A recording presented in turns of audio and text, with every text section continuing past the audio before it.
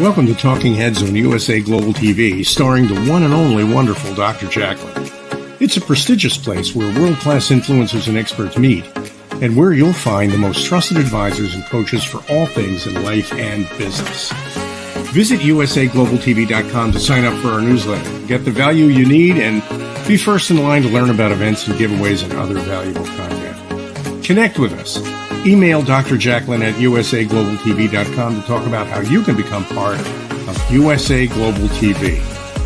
That's USA Global TV, where the doctor is always in. Hello, ladies and gentlemen. Hello, and welcome to the Earth Show and USA Global TV and Radio. The Earth Show is an environmental show. My name is ROLAND FRIEDL. And as you can hear from my accent, I'm not a Native American or British English speaker. I'm raised and born in a little country in the middle of Europe, in Austria. And right now I'm traveling with my motorhome through Spain. So I'm broadcasting actually from my motorhome in the south of Spain.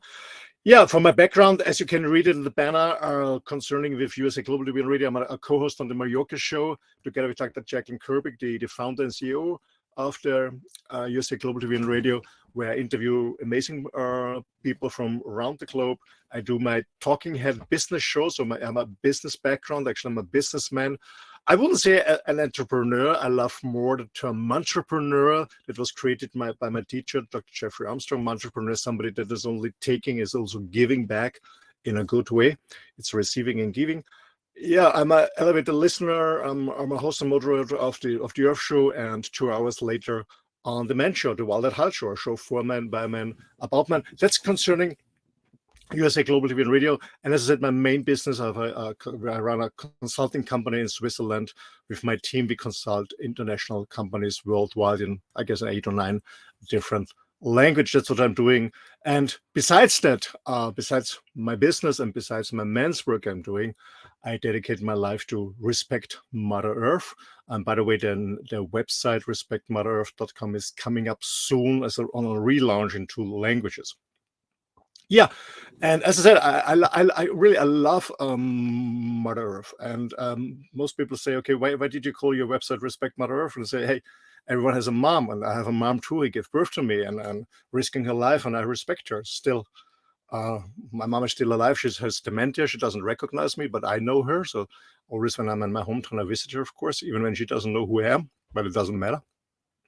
And it's the same with Bodhi Mama, like the Indians say, or Pancha Mama, like the indigenous in South America say.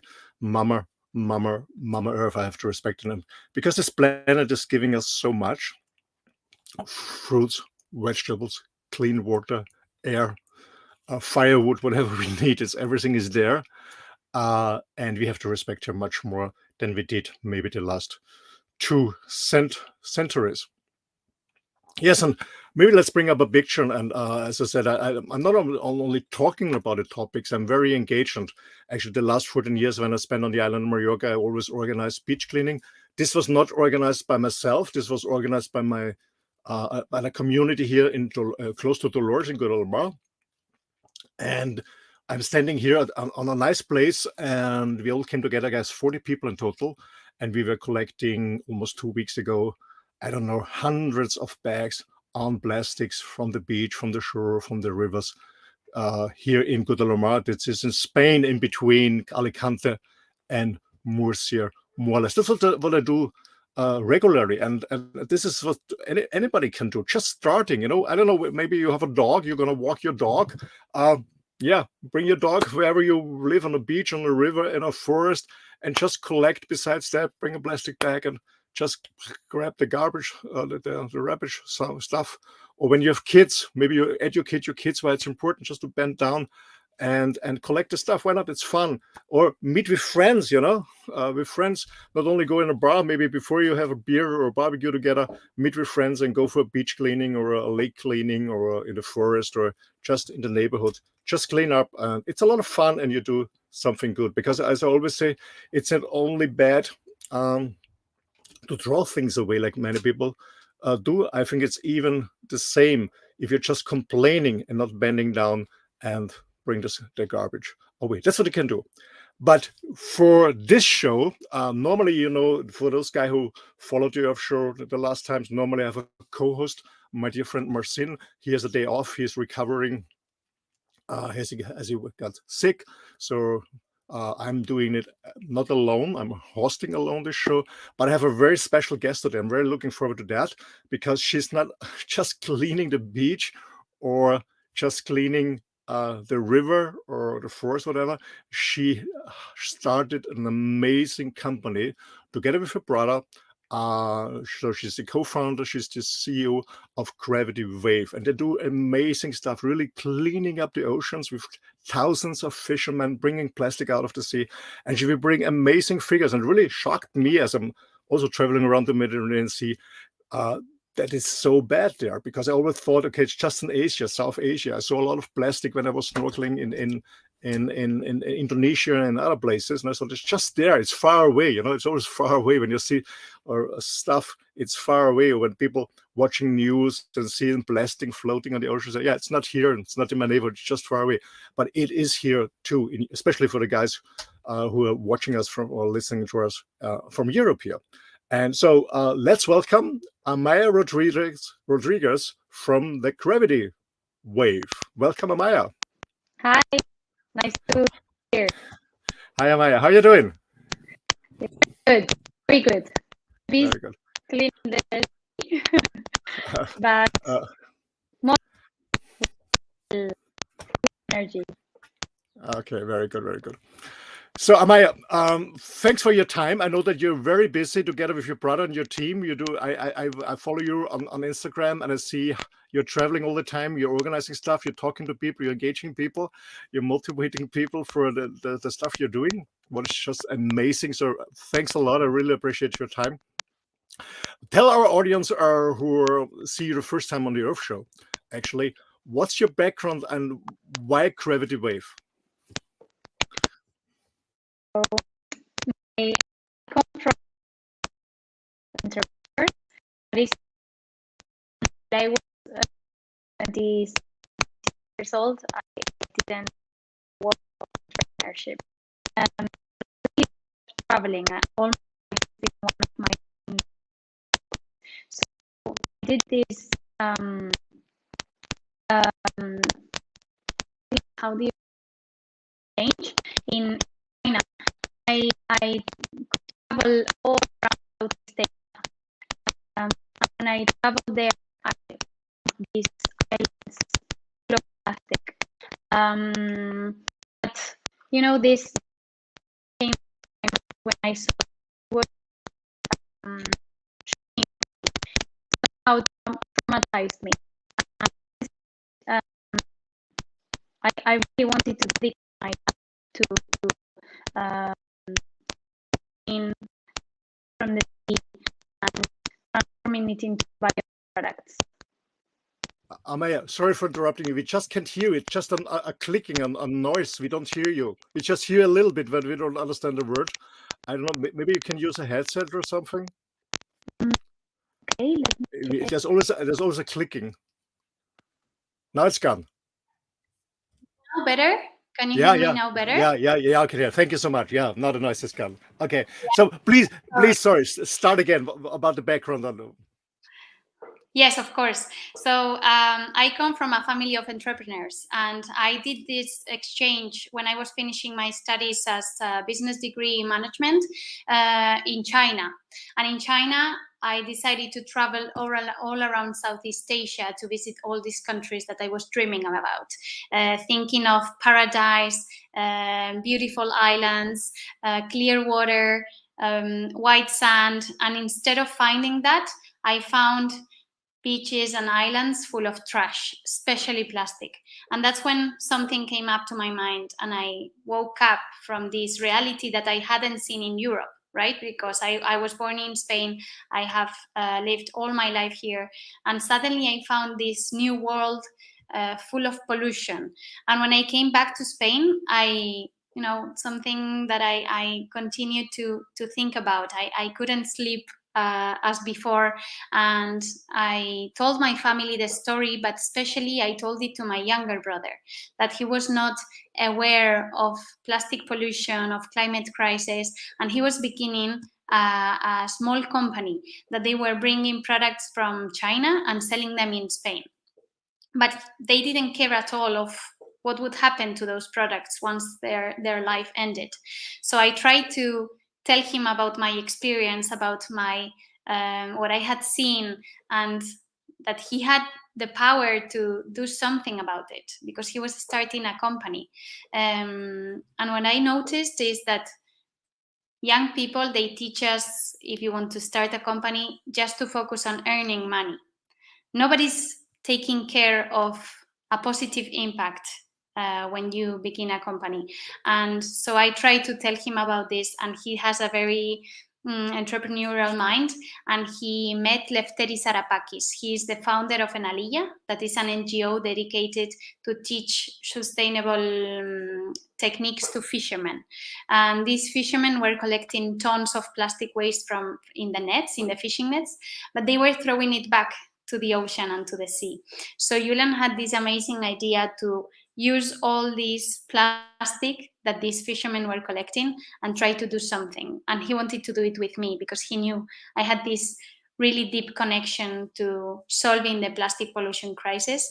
And in 2019, we got together as brothers and started Gravity Wave, a company to clean plastic from the sea with traditional fishermen and use all that plastic to transform it into different products.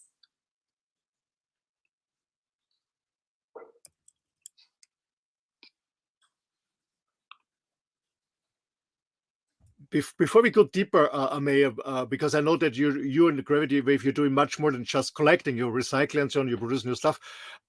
You mentioned that you have been talking to your brother because he was not aware about the pollution. Before we start, I want to ask you a little bit about educating people. How important is educate people? I give an example. 10 days ago, I was part of a team collecting plastic on the beach, and there was a small torrent, a small river, small water coming to the sea, and actually they already had closed it, so they're collecting already the plastic that coming from the small river, and they emptied every week. But interesting stuff what I want to tell is there were around, I don't know, 35, 40 fishermen just fishing there.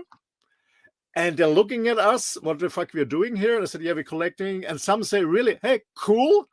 And while they're saying cool, they're throwing away the empty can of beer or the empty boxes of cigarettes. And I was saying, huh? You say it's cool what we're doing here to bring the garbage away so you can maybe fish in the cleaner water and all with all this plastic. And while you're talking to me, just to totally unaware, you throw away your empty beer can. I said, what is going on? So how important is education? Yeah, education is key in every single aspect, and we stay in touch and stay connected with very different agents in society. So we speak with traditional fishermen, we also speak with the industry, right? Because we are recycling the fishing nets and all this plastic pollution that we are collecting from the sea. We also connect with people that are working in very small companies, in very big companies, and we also have the team, the amazing team that is together we are doing the Gravity Wave project, and it's such an important part of the success of any project. Without the education and the awareness that we try to tell every agent, and it's really important as well that the education is somehow adapted to the person you are going to talk to, because it's not the same to speak with a traditional fisherman that they are, they have their own problems and they have their own thing going on, or speak with a really important person working in a company that can change the things and the projects that they are working on. So we try to adapt a lot the message that we are sending from Gravity Wave, and we have created this movement where we really want to connect with the people that are going to be engaged in this project.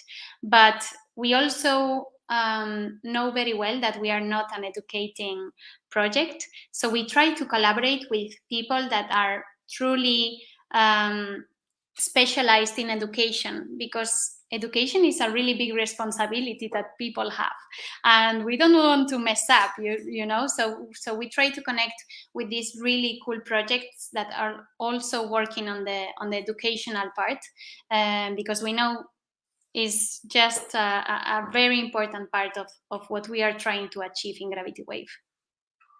Yeah, thank you.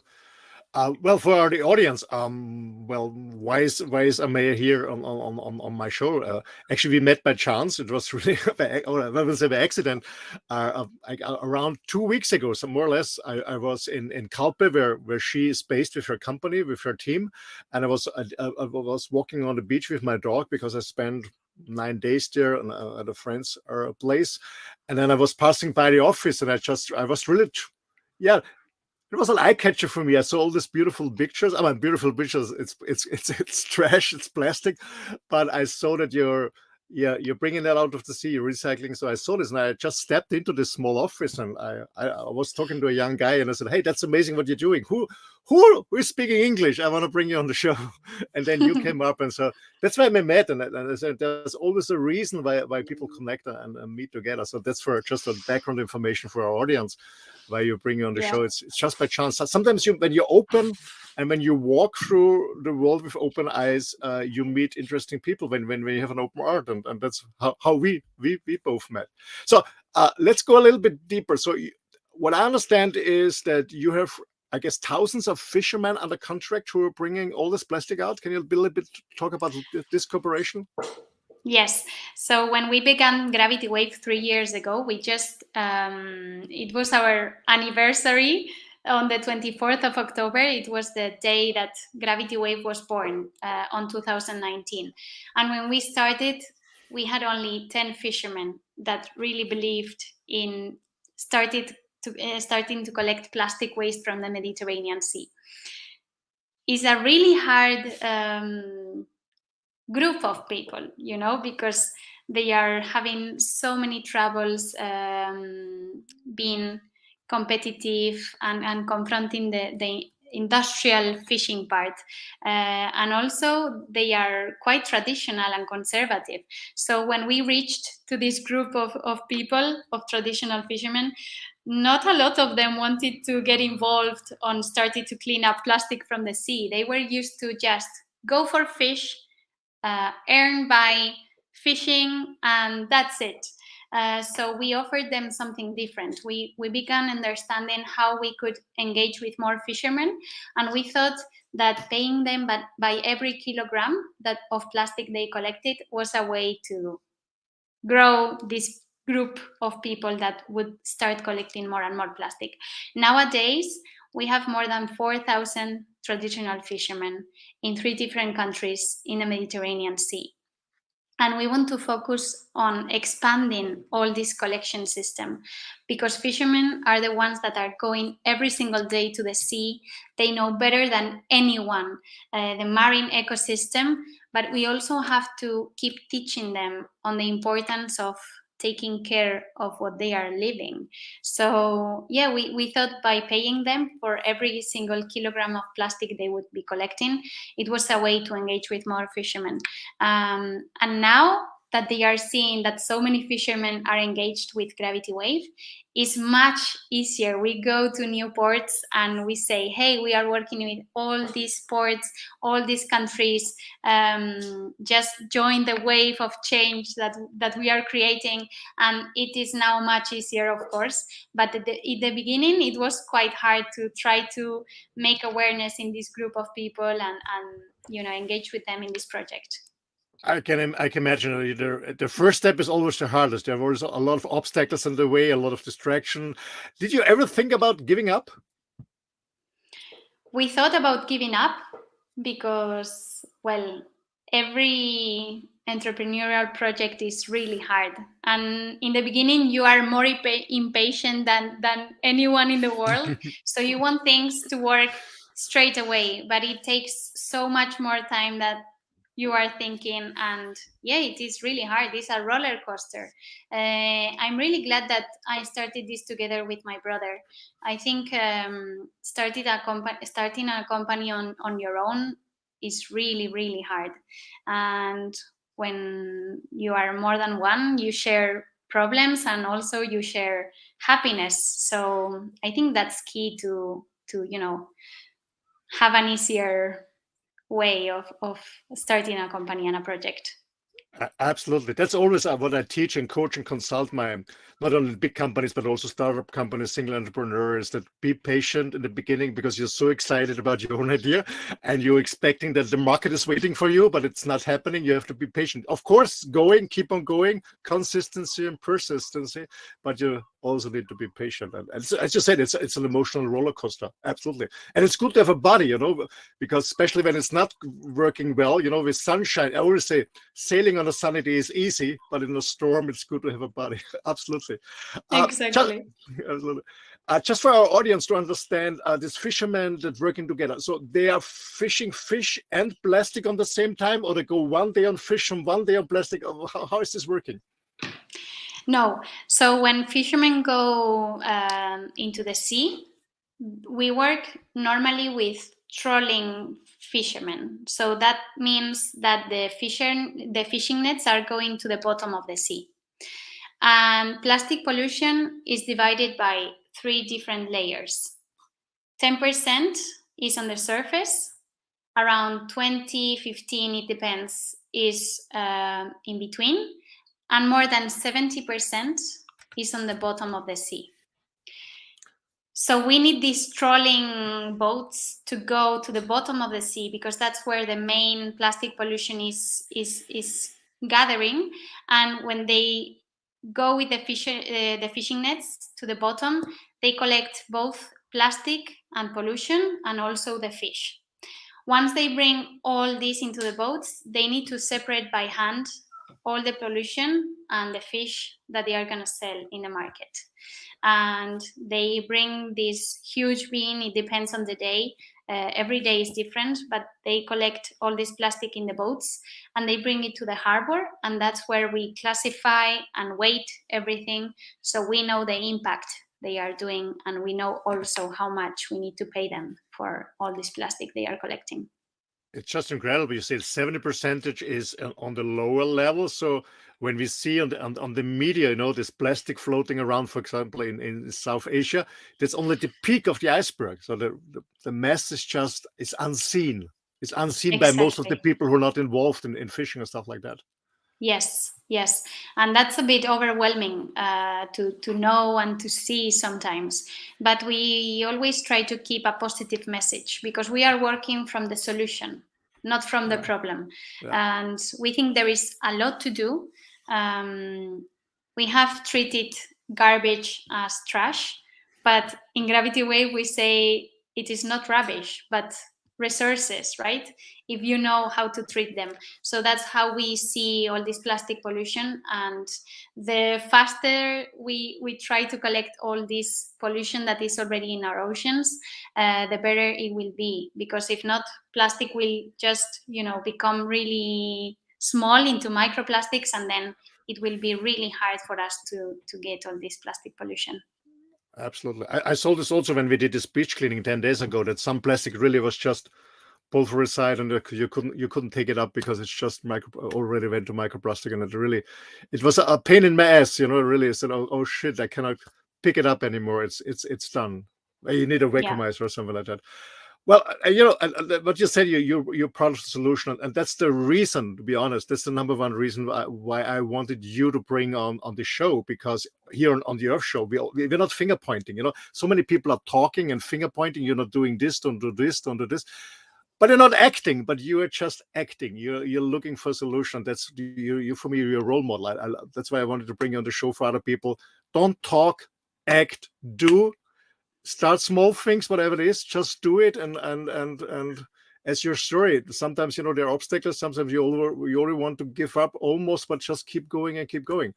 So the fishermen bring all this plastic out of the sea, they get paid, you separate it, you recycle, and what's then going on with the plastic? So what we do is we try to transform most of the plastic that we are collecting. It's not always easy because some of the plastics are really damaged by the sea, by the sun, by the movement of the waves. But there is a lot that we can transform, recycle, and really after that transform into different products. So what we are focusing on is fishing nets. Why are we focusing on fishing nets? Because when we started collecting all this plastic pollution with the fishermen, of course, we cleaned both plastic bottles, we cleaned packaging, we cleaned plastic bags. But for those kinds of waste, we had a solution. There are already many recycling plants in the world, in Spain, in Greece, in Italy, where we are working, that are able to recycle all this plastic pollution we are bringing. But when we tried to give a second life to fishing nets, nobody knew how to do it and nobody wanted to try. So it was quite a hard a road to get into, because we had to be the ones creating all this new process that nobody had before us. So it has been quite the adventure. We are still figuring it out. And why we focused on the fishing nets is, one, is number one plastic pollution we are finding in the Mediterranean, and two, nobody had the solution to transform it and to recycle it. So we knew we had to be, that project and that solution. And what we do is we clean the fishing nets, we separate them into colors and type of plastic. We shred all these fishing nets, and then we do this new unique material that you can see behind me. These gravity wave letters are made with the fishing nets. I have also this small sample that I wanted to show you. And here you can really see like the pieces of fishing nets that have been shredded. And what we say is the gravity wave material tells the story, because here you can see every single piece of the fishing net that is being shredded and produced into these boards.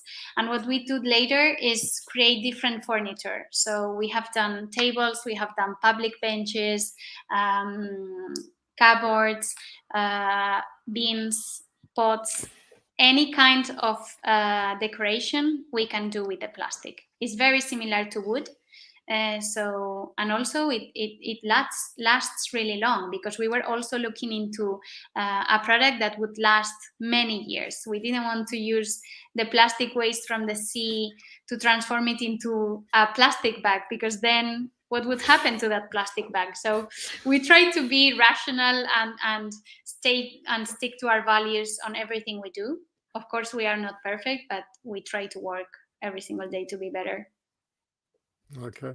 So you're producing durable plastic products that last for a long time, like furnitures or decorations materials, like you have in the background. That's really lovely. Yeah, and actually, I have a very good friend. I told you who is very interesting for his hotel chain to get some products from you, because you want to support this. But we can talk later on this. You mentioned something, and maybe our audience is not aware of it. You talked about fish net, and what most people don't know is there's a hell of fish net on the ground in the sea, less from the traditional fishermen, but more from the international big companies. I told you backstage yesterday I was watching a documentary called Shark Water. A guy I followed support. Unfortunately, he passed away on this last diving trip in Miami, but he dedicated his life to save the sharks, because 150 million sharks are killed every year. Most of them because of the fins. It's a huge market, but many of them also die in this long fishing nets. And I saw trailers fishing with, for our American audience, fishing nets that are more than 1 mile long, 1.5 kilometer, 1.7 kilometers long are these fishing nets. And there is not only fishes there are turtles in, there are whales in, there are dolphins in, there are sharks in that just die in this net. But what's also happened is when they don't have a good catch, and they want to go somewhere else because their radar or whatever this technology says the tuna is there or the fish is there. They just to save time and because it takes time to bring this net in, they just cut off the net and go in another direction. So there's a lot of stuff in the ground. Can you tell the audience a little bit about how much fishing net is in the Mediterranean Sea or in other parts? So we don't even know that number because it's quite hard to measure the amount of plastic that is already in our oceans. But what we do know is how much of all the plastic we are collecting belongs to the fishing industry. And as you mentioned, Roland, there are especially the industrial fishing boats.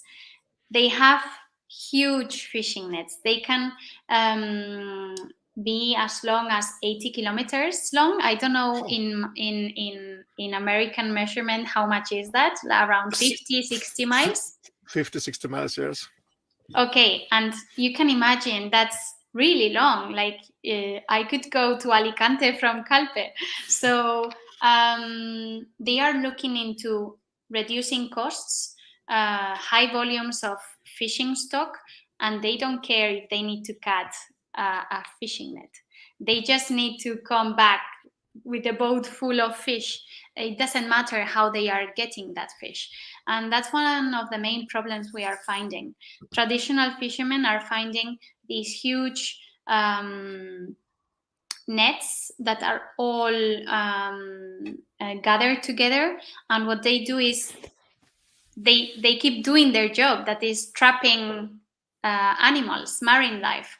So when the small fishes get into the nets, bigger ones go to eat the small fish, and it's just a matter of time before dolphins, turtles, and sharks are being also trapped in all these huge fishing nets. And that's a really huge problem nowadays, not only in the Mediterranean, but also in the Great Pacific Patch.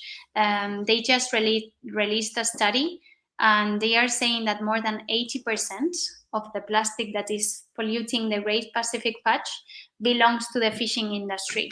So the problem is worldwide, and we need to start acting now because we have fishing communities everywhere in the world. So the solution will be also fit to other countries and other places in the world. And that's what we want to inspire other people to start businesses similar to Gravity Wave.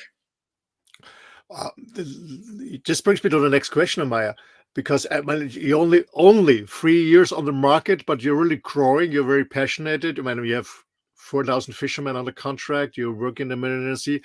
Are you thinking about doing consulting to other people who want to establish an organization like yours, be, I don't know, in South America or in Asia or whatever? Or how would you like to expand this idea? We would love that, but we know there is so much that we need to learn still, especially on the upcycling part. We know how to get the fishermen engaged. At least we know how to do it in Europe, but we will see expanding this to other countries and other continents.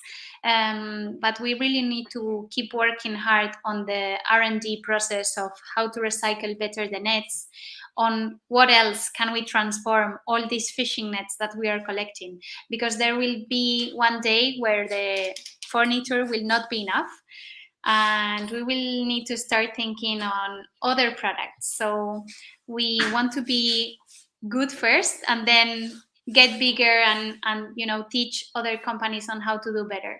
What we are active on doing is connecting with other solutions that are complementary to what Gravity Wave is doing. For example, companies that are cleaning the rivers so they avoid that all this plastic gets to the sea. Also working with investigators and researchers, universities, on how we can, work the 360 degrees on the problem and coming up with these solutions and sharing the knowledge. And that's something key to the success of what we are trying to achieve here. So we want to share what we are learning in the process. Very, very good. Very good. I like that, because it's not only about your business. You're really thinking about connecting with others, sharing knowledge, And the best thing besides getting the plastic out of the sea is just avoiding, not getting the plastic into the sea at all. So you don't have to put it on. Absolutely. How for fishermen? By the way, I have some we have already some talks in Egypt. We can talk later. Donate customers who are interested in the products involved. What else? Who should contact Gravity Wave and you and your part on your team? We are looking into people that can connect with the fishing communities, especially in Europe for the moment, but also in North Africa, because those countries are also polluting a lot the Mediterranean Sea. So going to Egypt, to Morocco, to Turkey, Cyprus, there are many countries where we have so much to do, and we will be going to the beginning of the problem, right? Because, for example, Egypt is one of the countries that is polluting the most the Mediterranean nowadays. So we need to really expand on the fishing communities, but also companies that want to get involved with us. We work with companies that finance the Mediterranean cleanup, so they help us get bigger, get more plastic every day. We are now in 150,000 kilograms that we have been collecting already in these 2.5 years. But we need to do much more. So we need these companies that really want to support this project. And also companies or public entities that want to buy the materials we are producing, because our material is perfect for outdoors, so it doesn't get damaged with the sun. It doesn't need any maintenance, as wood, for example, needs so much maintenance.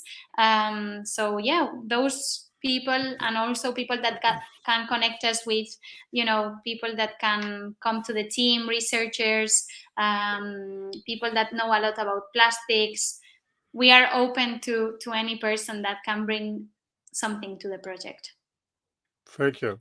And from my side and from MARCIN side, I can tell you that we from the Earth Show, we are more than happy to support you and your idea and to bring it to a broader audience, and to let people know what's going on. And there's something else that is not only bringing a solution, but also gives an opportunity to cooperate and to work, whatever people want to do. Because I know that many people want to do something, but they don't know where to start. And we just bring on your website. I guess it's in Spanish and in English available. Yes, so English is available. Yeah.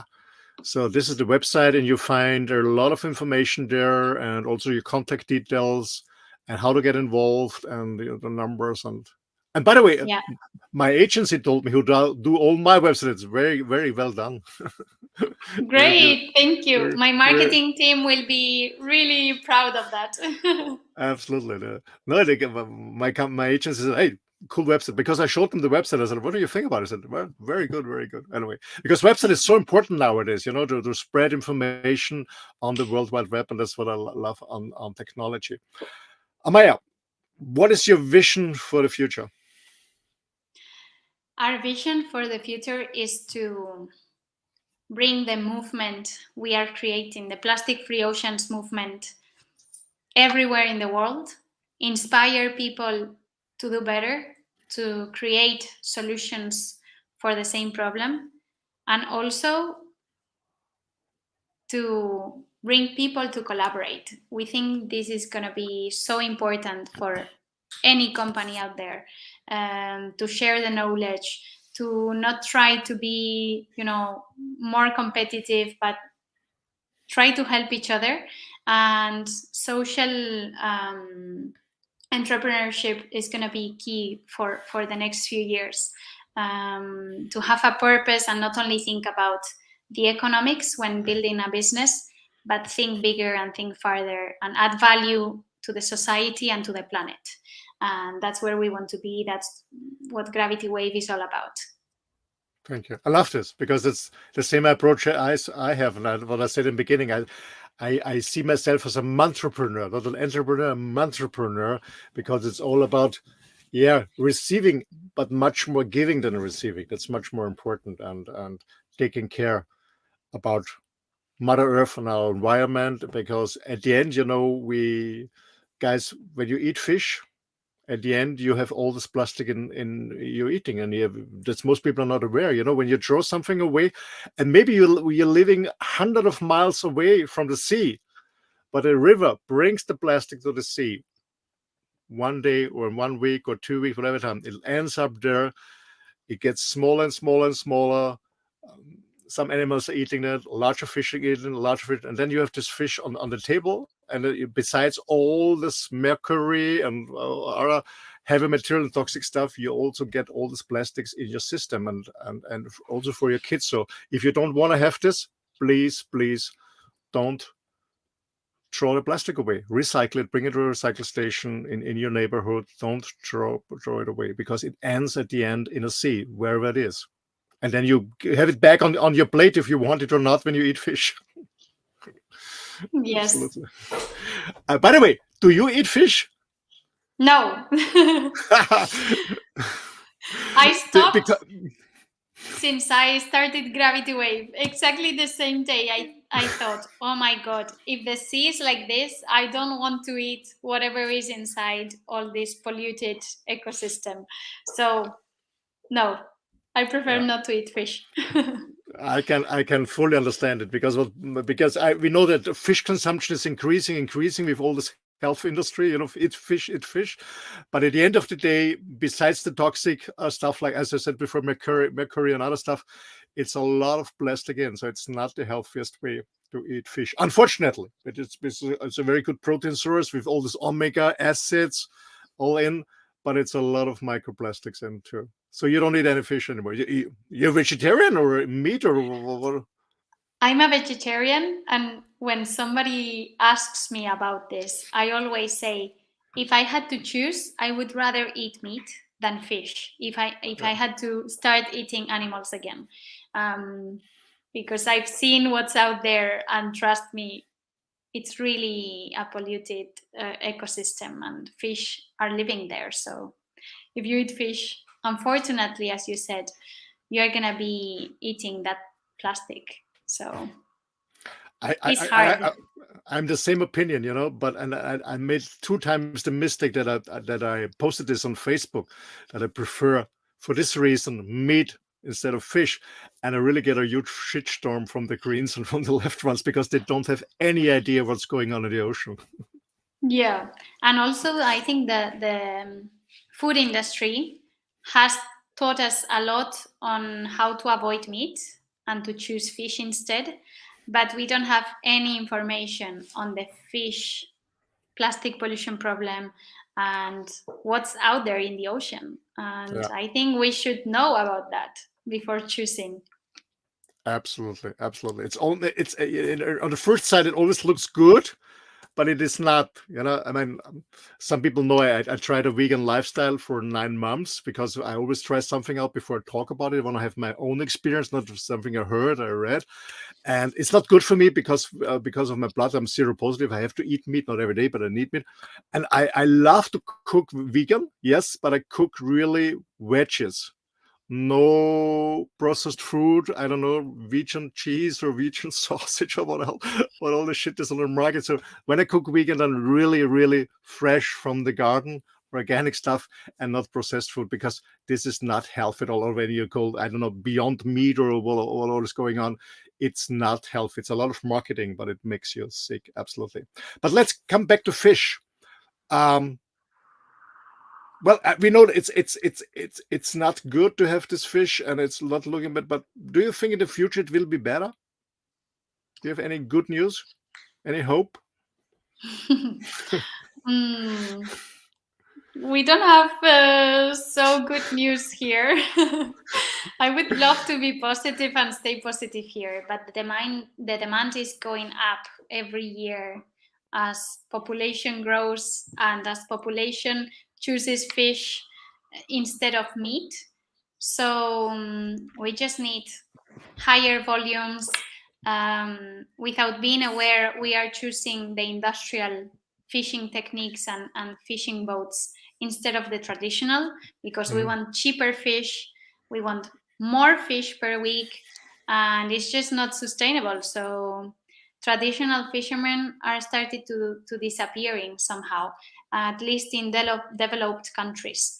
Yeah. They cannot compete with industrial companies. So yeah, we are not really aware of what's the situation, and we that are so close to traditional fishermen, they tell us about the problems, they tell us about their challenges, and it's not looking so good. Also, aquaculture, so fishing farms are also growing because the market is asking for more fish, and traditional fishermen cannot cover the demand. So we need to come up with other solutions, and the solutions that are out there are not so healthy. So yeah, I think fish is going to be in a like worse quality than what we were eating years ago, and as long as the demand goes up, it's not looking so good. So Absolutely. So maybe there's a renaissance for good meat, but grass-fed beef meat, ladies and gentlemen, no mass production. I love meat, and I only eat grass-fed beef meat.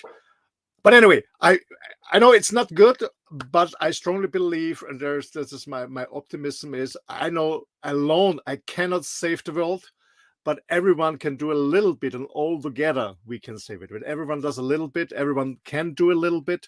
It's not about skills, it's more about mindset. If you want to contribute, so ladies and gentlemen, if you're inspired by Amaia's story and her team, contact me, contact her.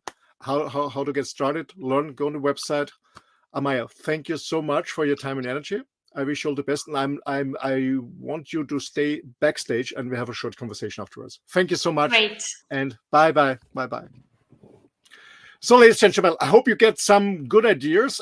It doesn't look good, but everyone can do a little bit. And when you look at this example from this amazing young Spanish lady, together with her brother, starting this opportunity, this business, and growing besides all these obstacles. So she's absolutely a role model.